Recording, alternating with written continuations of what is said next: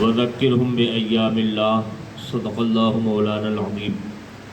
وبلغنا رسولہ النبی الکریم ونحن علی ذلک من الشاہدین والشاکرین والحمد للہ رب العالمین۔ بلند آواز کے ساتھ درود پاک پڑھیں۔ اللہم صلی علی سیدنا و شفیعنا و مولانا محمد وبارک وسلم۔ صلاۃ و سلام علیک یا رسول اللہ، صلاۃ و سلام علیک یا حبیب اللہ۔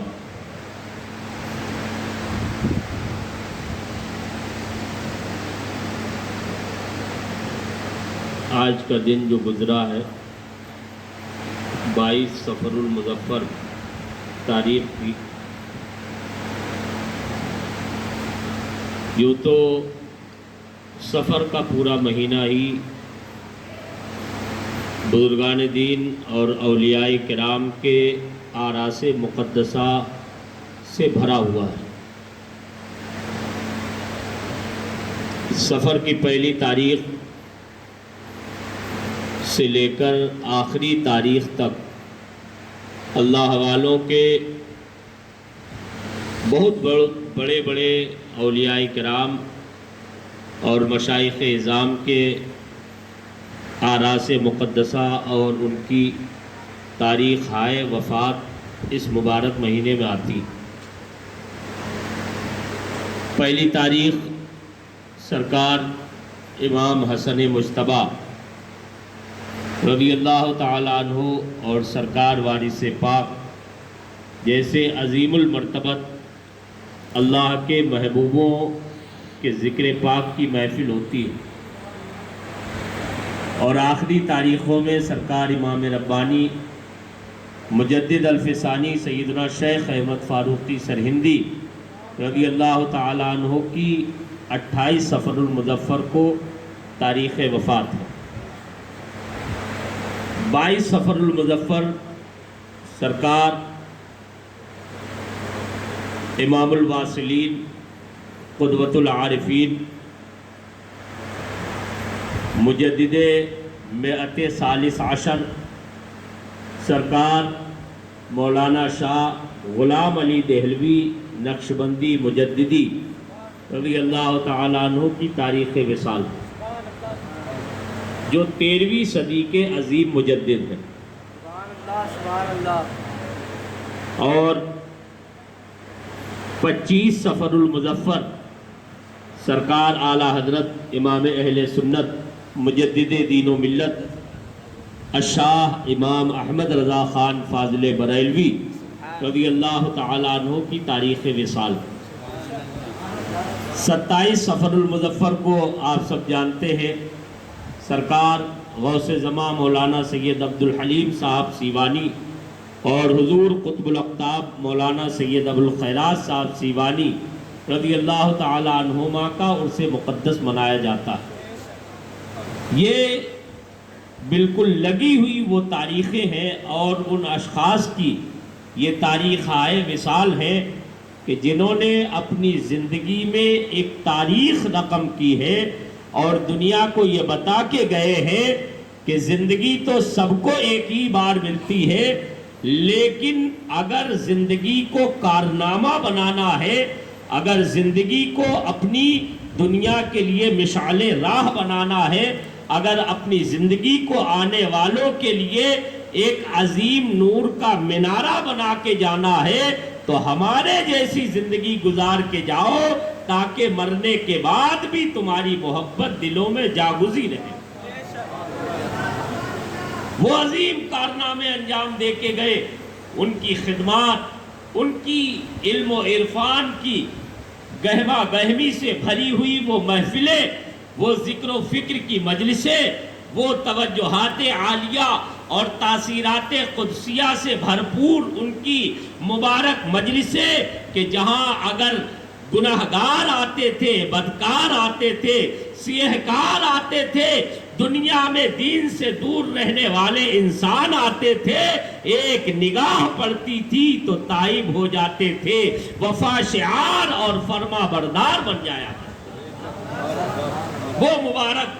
زندگی گزار کے گئے۔ سرکار اعلیٰ حضرت امام اہل سنت رضی اللہ تعالیٰ عنہ کے تعلق سے تو آپ سب جانتے ہیں، سنتے رہتے ہیں۔ وہ عظیم کارنامہ اس بندے خدا نے انجام دیا کہ آج بھی دنیا بریلی کے نام کو یاد کر رہی ہے، بریلی کو بریلی شریف کہہ رہی ہے۔ صرف ہندوستان نہیں بلکہ دنیا کے بیشتر ممالک میں آج اگر بریلی کو پہچانا جا رہا ہے تو وہاں کے سرمے کی وجہ سے نہیں، وہاں کے بانس کی وجہ سے نہیں، بلکہ بریلی کی پہچان احمد رضا خان سے۔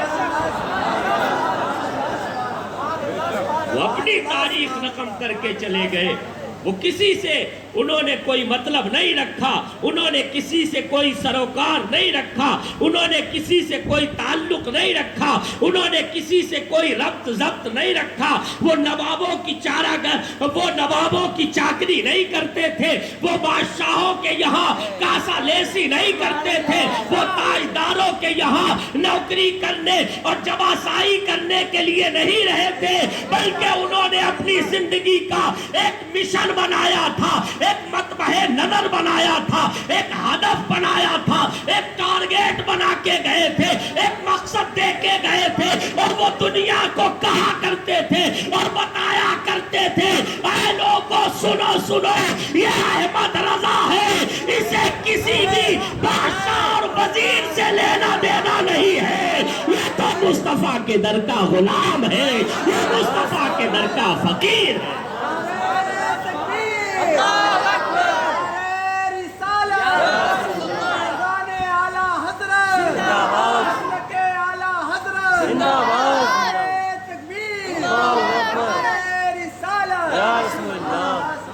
فرمایا کرتے تھے بجز سرکار سر کار عالم، بجز سرکار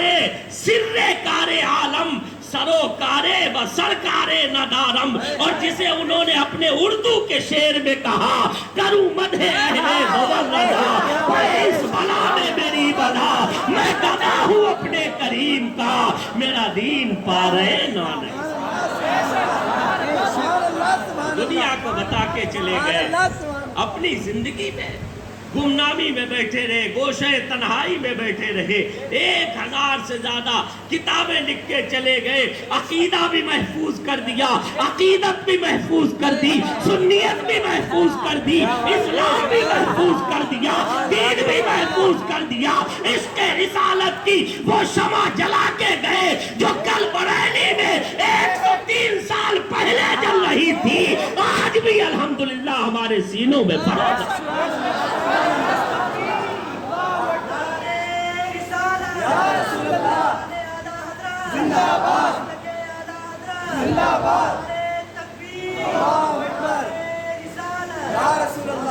وہ کارنامہ انجام دیا سبحان اللہ، جنہیں دنیا دیکھتی تھی، اپنے تو اپنے پرائے تک جنہیں دیکھتے اور پڑھتے ہیں اور سنتے ہیں، ان کی صحیح تصویر جن کے سامنے پہنچ جاتی ہے تو وہ یہی کہنے پہ مجبور ہو جاتے ہیں کہ اگر عشق رسالت معاف کو مجسم دیکھنا ہے تو بریلی کے احمد رضا میں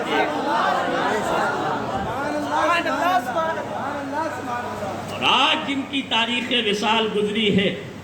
سرکار قدوۃ الواصلین امام العارفین حضور سیدنا عبداللہ المعروف غلام علی شاہ دہلوی نقشبندی مجددی، وہ عظیم ذات ہے جسے اپنے تو اپنے بیگانے سر سید احمد خان جیسے کہہ رہے ہیں کہ اگر واقعی میں 13ویں صدی میں کسی کا فیضان نظر آتا تھا دنیا میں تو وہ شاہ غلام علی دہلوی،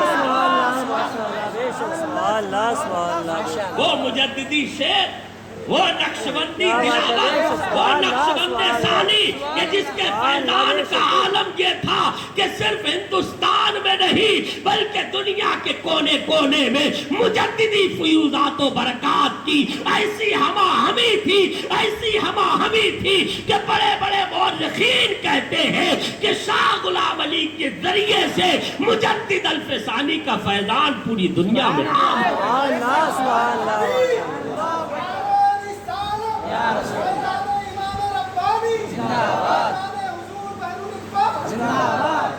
وہ عظیم ذات سر سید احمد خان آثار السنادید میں لکھتے ہیں ان کے بارے میں کہ شاہ غلام علی دہلوی رضی اللہ عنہ کو میں نے اپنی آنکھوں سے دیکھا. ان کے والد شاہ غلام علی دہلوی کے مرید و خلیفہ مرید تھے. وہ فرماتے کہتے ہیں میں نے اپنی آنکھوں سے دیکھا. ہندوستان کی بات چھوڑ دو, پاکستان بنگلہ دیش تو اس وقت بنا نہیں تھا, وہ اکھنڈ بھارت کی بات کہہ رہے ہیں کہ پورے اکھنڈ بھارت کی بات چھوڑ دو. ارے تاجکستان, ازبیکستان, ترکستان, انگلستان اور ماوراء النہر اور سمرقند و بخارا اور بغداد و نجف وغیرہ عربستان کا کوئی ایسا علاقہ بچا نہیں تھا کہ جہاں کے طالبین صادقین شاہ غلام علی کے قدموں میں بچھے نہیں تھے. 500 لوگ, 500 فقیر میں نے اپنی نگاہوں سے شاہ غلام علی کی خانقاہ مقدسہ میں موجود تھے.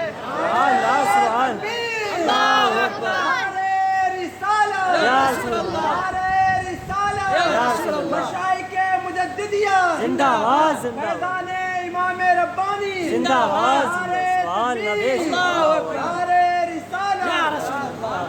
وہ عظیم ذات سرکار شاہ غلام علی دہلوی رضی اللہ عنہ کی پٹیالہ میں آپ کی ولادت ہوئی. والد بزرگوار ایک قادری بزرگ حضرت ناصر الدین شاہ قادری رحمت اللہ علیہ سے بیعت تھے. انہوں نے چاہا کہ بیٹے کو ان سے بیعت کرا دے, لیکن اتفاق ایسا کہ جب آپ دہلی پہنچے تو آپ کے والد کے پیر و مرشد کا وصال ہو گیا. انہوں نے فرمایا آپ جس کی طرف تمہارا دل چاہے, جس کی طرف تمہاری طبیعت ہو اور دل کا کھچاؤ جس کی طرف محسوس کرو, اس کی بارگاہ سے اکتساب فیض کرنا. مقصد صرف یہ ہے کہ روحانیت حاصل کرو, ولایت و بزرگی حاصل کرو, اللہ کا قرب حاصل کرو. میں چاہتا ہوں کہ تم نیک و صالح اور برگزیدہ بندے بنو. سلسلے تو راستے ہیں, سلسلے سے بحث نہیں ہے. مقصود اصلی قرب خدا بندی ہے. جس سے چاہو اس سے وابستہ ہو جاؤ, لیکن قرب کی دولت سے مالا مال ہو جاؤ. علم دین حاصل کر کے آئے تھے, دہلی میں درس حدیث وغیرہ لیا کرتے تھے, مختلف بزرگوں سے پڑھتے تھے. پڑھتے پڑھتے 22 سال کی عمر شریف ہو گئی. ایک دن دہلی کے لوگوں سے, بڑے بڑے محققین سے, بڑے بڑے علماء سے, بڑے بڑے دانشوروں کی زبانی سنا کہ سنو سنو, دہلی کی سرزمین پہ ایک ایسا بے مثل اور بے مثال شیخ طریقت موجود ہے کہ جسے اپنے تو اپنے ان کے ہم عصر اور ہم پلہ علماء اور مشائخ بھی کہتے ہیں کہ جس نے صحابہ کو نہ دیکھا ہو وہ مرزا مظہر کو دیکھ لے. ان کی بارگاہ میں جاؤ, ان کی دولت سے مالا مال ہو جاؤ. دل کا کھچاؤ بڑھتا گیا. چند دنوں کے بعد مرزا جانے جانا شہید دہلوی رضی اللہ عنہ کی بارگاہ میں حاضر ہو جاتے ہیں. پیر نے دیکھا وہ تو پہلے ہی سے نہ جانے کیا کیا دے چکے تھے اور کیا کیا لے کے لیے بیٹھے تھے. ان کے انتظار میں نگاہیں چار ہوئی, غلامی میں داخل کیا اور پھر ایسا اسیر بنایا کہ جب تک باحیات رہے, شاہ غلام علی قدموں میں رہے, اور وصال مرشد کے بعد بھی شاہ غلام علی دہلوی کو خانقاہ مظہریہ کا سجادہ نشین بنا دیا. وہ شاہ غلام علی دہلوی جن کی فیوزات کی کثرت اور باطنی تاثیر اور قوت کا یہ عالم تھا کہ جو ایک مجلس میں بیٹھ جاتا تھا وہ بھی قرب و عرفان کی دولت سے مالا مال ہو جاتا. مجاہد ریاضت کا یہ عالم تھا. اور یہ چونکہ یہاں پر زیادہ تر علماء اور طلباء بیٹھے ہوئے ہیں, ہمیں سب کو درس عبرت لینا چاہیے. شاہ غلام علی دہلوی رضی اللہ عنہ کی وہ مجاہدانہ زندگی تھی, آپ اسے پڑھیں گے تو حیرت کریں گے. آثار السنادید میں سر سید احمد خان لکھتے ہیں کہ میں نے خود اپنی آنکھوں سے دیکھا, پوری رات حضرت کبھی آرام نہیں فرماتے, پوری رات عبادت میں بسر کرتے. کہتے جب زیادہ کبھی تھکن ہو جاتی اور نیند کا زیادہ غلبہ ہوتا تو جس مصلے پہ بیٹھ کے عبادت الہی میں مصروف ہوتے اسی مصلے پر لیٹ جاتے, تھوڑی دیر کے لیے لیٹتے, پھر بیدار ہوتے, وضو فرماتے, پھر عبادت الہی میں مصروف ہو جاتے. اور حضور بین العرفان سے میں نے سنا ہے کہ شاہ غلام علی دہلوی تہجد کے وقت میں اٹھتے, تہجد کی نماز ادا کرنے کے بعد میں خدا حافظ قرآن قرآن تھے 10 پارے روزانہ تہجد کے بعد میں تلاوت قرآن کیا کرتے تھے۔ ایسی مجاہدانہ زندگی حضور بحر العرفان فرماتے تھے۔ اور شاہ رؤوف احمد رافت جو آپ کے خلیفہ ہیں، انہوں نے بھی نقل فرمایا در المعارف وغیرہ میں، فرماتے ہیں کہ شاہ غلام علی دہلوی رضی اللہ عنہ کی عادت کریمہ تھی، اگر کوئی ملنے آتا اولاً تو جلدی ملاقات نہیں کرتے، اگر کوئی زیادہ عقیدت کا اظہار کرتا، زیادہ کوئی گزارشیں کرتا تو تھوڑی دیر کے لیے ملاقات کرتے، بات چیت پوچھتے، خیریت پوچھتے، اور اس کے بعد میں اس سے فرماتے جاؤ تم اپنا کام کرو، ہم اپنا کام کرتے ہیں، نہ تم اپنا وقت برباد کرو نہ ہم اپنا وقت برباد کرتے ہیں، ہمارا وقت یہ دنیا کے حال چال لینے کے لیے نہیں ہے بلکہ عبادت الہی کے لیے۔ وہ اللہ کا محبوب بندہ جن کے اگر کوئی مرید نہ ہوتا، کوئی خلیفہ نہ ہوتا، ایک اکیلے مولانا شاہ خالد رومی کردی نقشبندی جیسا اگر مرید و خلیفہ ہی صرف ان کا ہوتا تب بھی ان کی عظمت کے لیے کافی تھا کہ یہی وہ مولانا شاہ خالد رومی کردی ہے کہ جن کے مرید و خلیفہ کو آج دنیا علامہ ابن عابدین شامی کے نام سے جانتی ہے، فتاوی شامی کو جسے بڑے بڑے فقہا بھی اپنے سر کا تاج کہتے ہیں، اسی کے مصنف علامہ ابن عابدین شامی مولانا خالد نقشبندی کے مرید ہے، اور مولانا خالد نقشبندی حضرت شاہ غلام علی دہلوی کے غلام۔ ایک دن آخری بات میں بات کو بڑھانا نہیں چاہتا ہوں، ایک دن شاہ غلام علی دہلوی رضی اللہ عنہ اپنی خانقاہ شریف میں بیٹھے ہوئے تھے۔ اللہ والے کبھی تحدیث نعمت کے طور پر، کبھی اللہ کا شکر ادا کرنے کی نیت سے اپنی عظمتوں کا کوئی نہ کوئی نشان بتا دیا کرتے ہیں، اشارہ دے دیا کرتے ہیں۔ ایک دن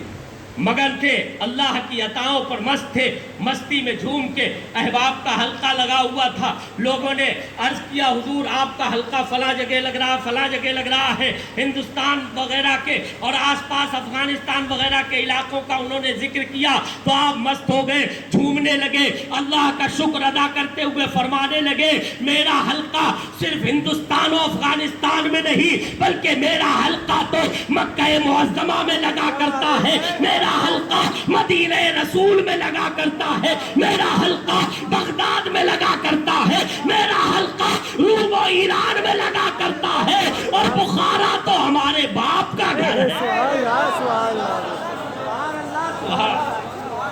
یہ عظمتیں تھی، اتنا بڑا کارنامہ انجام دے کے گئے۔ نقشبندی مجددی فیضان کو پوری دنیا میں ایسا عام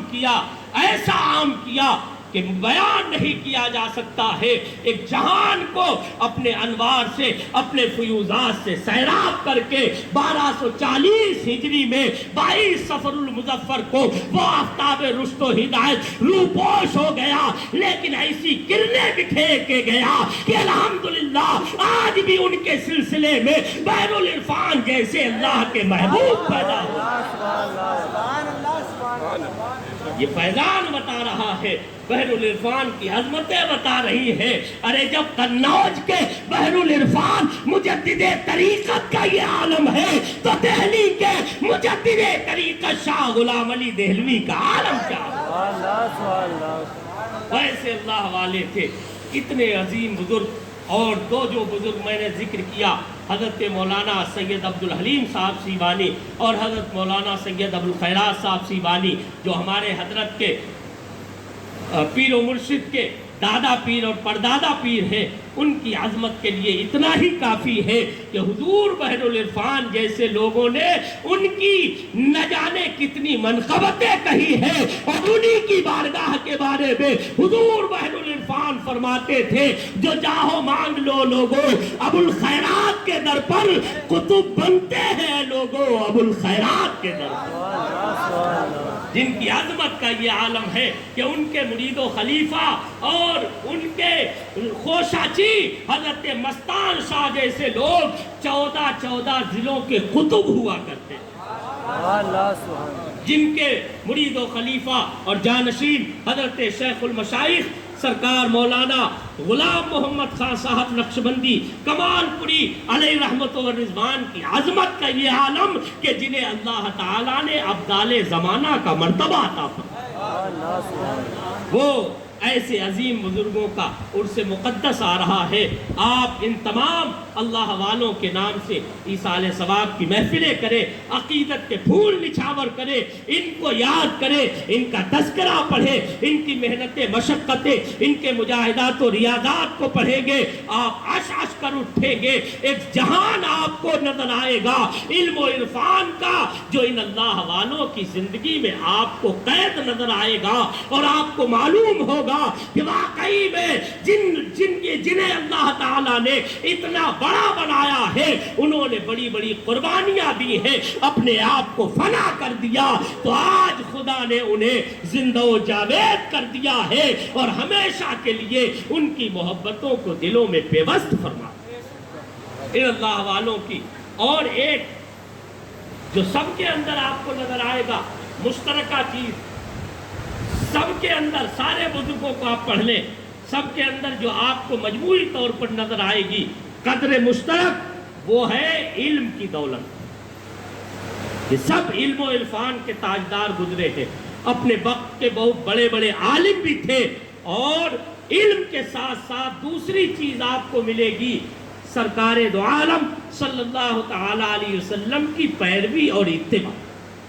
سنتوں کی پیروی۔ انہوں نے ایک ایک باریک سنت پر عمل کر کے دنیا کو سنتوں کے نور سے روشن کیا ہے۔ اگر ہم چاہتے ہیں کہ ہمارے مرنے کے بعد بھی ہمارا نام لیا جائے، تو ہمیں بھی ان دونوں بنیادوں پر عمل کرنا ہوگا، اور ان دونوں بنیادوں کو اپنا کے انشاءاللہ ہم دونوں جہان میں کامیاب و کامران ہو سکتے ہیں۔ وآخر دعوانا ان الحمدللہ رب العالمین۔ السلام۔